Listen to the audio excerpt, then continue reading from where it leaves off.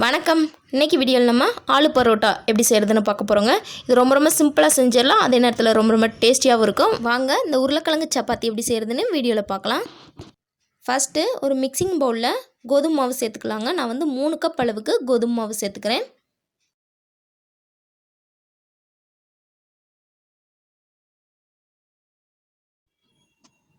இப்போ இது கூட தேவையான அளவு உப்பு சேர்த்துக்கலாங்க.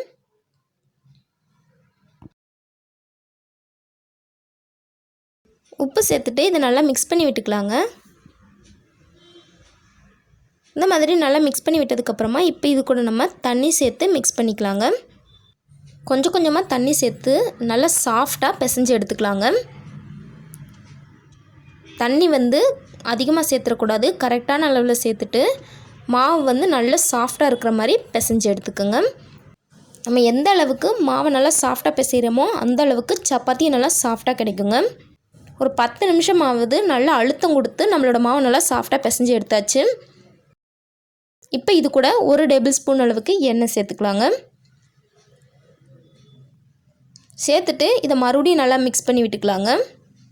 இந்த மாதிரி கடைசியாக எண்ணெய் சேர்த்து பிசைகிறதுனால நம்மளோட சப்பாத்தி சுட்டதுக்கப்புறம் கொஞ்சம் நேரம் ஆனால் கூட நல்லா சாஃப்டாகவே இருக்குங்க. பாருங்கள் நம்மளோட மாவு எந்த அளவு சாஃப்டாக இருக்குன்னு. இப்போ மூடி போட்டு ஒரு அரை மணி நேரம் இதை அப்படியே வச்சிடலாங்க. அதுங்களாட்டி நம்ம மசாலா ரெடி பண்ணிடலாம். அதுக்கு நான் 1/2 கிலோ அளவுக்கு உருளைக்கிழங்க வேக வச்சு தோல் நீக்கி எடுத்து வச்சுருக்கேன். இதை நல்லா மசிச்சுக்கலாங்க. உருளைக்கிழங்க இந்த அளவு நல்லா மசிச்சதுக்கப்புறமா மற்ற பொருட்கள் எல்லாம் சேர்க்க ஆரம்பிச்சிடலாங்க.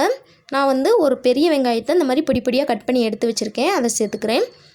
அதுக்கப்புறமா கொஞ்சமாக மல்லி இலையை கட் பண்ணி வச்சுருக்கேன், அதையும் சேர்த்துக்கிறேங்க. மல்லி இலை சேர்த்தா நம்மளோட சப்பாத்தி நல்லா வாசனையாக டேஸ்டியாக இருக்குங்க. இப்போ இதுக்கு தேவையான அளவு உப்பு சேர்த்துக்கலாங்க. அதுக்கப்புறம் ஒரு 1/2 டீஸ்பூன் போல் தனி மிளகாய்த்தூள் சேர்த்துக்கிறேன். மிளகாய்த்தூள் உங்கள் காரத்துக்கு தகுந்த மாதிரி சேர்த்துக்கோங்க. இது கூட 1/2 டீஸ்பூன் அளவுக்கு கரம் மசாலா சேர்த்துக்கிறேங்க. அதுக்கப்புறம் 1/2 டீஸ்பூன் போல் சாட் மசாலா சேர்த்துக்கிறேன். இது சேர்த்தோம்னா நம்மளோட சப்பாத்தி நல்லா டேஸ்டியாக இருக்குங்க. சாட் மசாலா இல்லாட்டி எலுமிச்சம்பழத்தை பிழிஞ்சு விட்டுக்கோங்க. கூடவே கொஞ்சமாக ஜீரகத்தூள் சேர்த்துக்கோங்க, அப்போ கரெக்டாக இருக்குங்க.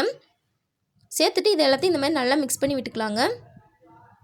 பாருங்கள் நம்மளோட உருளைக்கிழங்கு மசாலா ரெடி ஆயிடுச்சு. நம்ம ரெடி பண்ணி வச்சுருக்க உருளைக்கிழங்கு மசாலாவை உருண்டைகளாக உருட்டி எடுத்துக்கலாங்க. எல்லா உருண்டைகளும் ஒரே அளவில் இருக்கிற மாதிரி இருக்கிற எல்லா மசாலாவையும் சின்ன சின்ன உருண்டைகளாக உருட்டி எடுத்துக்கலாங்க.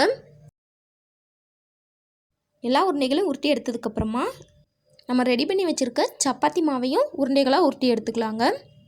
நம்மளோட மாவு பாருங்கள் எந்த அளவுக்கு நல்லா சாஃப்டாக இருக்குன்னு. கொஞ்சம் பெரிய சைஸில் இருக்கிற மாதிரியே உருண்டைகளை உருட்டி எடுத்துக்கோங்க. இதே மாதிரியே இருக்கிற எல்லா சப்பாத்தி மாவுலையும் உருண்டை உருட்டி எடுத்தாச்சு.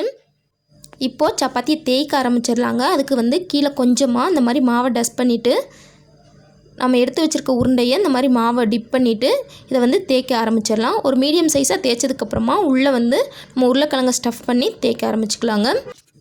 இந்த அளவு தேய்ச்சதுக்கப்புறமா இப்போ இதில் நம்ம மசாலாவை உள்ளே வச்சுக்கலாங்க. வச்சுட்டு இந்த மாதிரி நல்லா க்ளோஸ் பண்ணி கேப் இல்லாத மாதிரி இதை நல்லா ரோல் பண்ணிக்கோங்க. எச்சா இருக்கிற மாவை எடுத்துட்டு அதுக்கப்புறமா தேய்க்க ஆரம்பிச்சிடலாம். இது மேலே மறுபடியும் கொஞ்சமாக கோதுமை மாவை தூவி விட்டுட்டு இப்போ இதை நம்ம தேய்க்க ஆரம்பிச்சிடலாங்க. நம்ம சாஃப்டாக மாவை பிசைஞ்சு எடுத்துருக்கனால அழுத்தம் கொடுத்து தேய்க்கணும்னு அவசியம் இல்லை. இந்த மாதிரி லைட்டாக தேய்ச்சி விட்டாலே போதும். உங்களுக்கு ஒட்டுற மாதிரி தெரிஞ்சுன்னா மறுபடியும் கொஞ்சமாக கோதுமை மாவை தூவி விட்டுட்டு தேய்க்க ஆரம்பிச்சுக்கோங்க. இந்த மாதிரி கோதுமை மாவை தூவிட்டு தேய்ச்சோம் அப்படின்னா தேய்க்கிறதுக்கு ஈஸியாகவும் வருங்க, ஒட்டாமலும் வரும். பாருங்கள் நல்லா மெல்லிசாக தேய்ச்சாச்சு. உருளைக்கிழங்கு வெளியே தெரிகிற மாதிரி தான் இருக்கும், ஒன்றும் பிரச்சனை இல்லை. இப்போ இதை நம்ம சுட்டு எடுக்க ஆரம்பிச்சிடலாம். அதுக்கு தோசை தவாவை அடுப்பில் வச்சுருக்கேன். அதில் இந்த மாதிரி எண்ணெயை நல்லா ஸ்ப்ரெட் பண்ணி விட்டாச்சுங்க. இப்போ இதில் நம்ம தேய்ச்சி வச்சுருக்க சப்பாத்தியை போட்டுக்கலாம். போட்டுட்டு மேலேயும் இந்த மாதிரி எண்ணெயை நல்லா தடவி விட்டுக்கலாங்க. எண்ணெய்க்கு பதிலாக நெய் அல்லது பட்டர் கூட சேர்த்துக்கலாங்க. ஒரு 2 நிமிஷம் கழித்து இதை மறுபடியும் திருப்பி போட்டு மேலேயும் எண்ணெய் தடவிக்கலாங்க. மறுபடியும் ஒரு 2 நிமிஷம் கழித்து இதை மறுபடியும் திருப்பி போட்டு வேக விட்டுக்கலாங்க. இதே மாதிரியே திருப்பி போட்டு 2 பக்கமும் நல்லா வேக விட்டுக்கோங்க. 2 பக்கமும் நல்லா வெந்ததுக்கப்புறமா இதை நம்ம வெளியே எடுத்துடலாங்க. மீடியம் ஃப்ளேமில் வச்சு நல்லா கருகிராமல் சுட்டு எடுத்துக்கோங்க.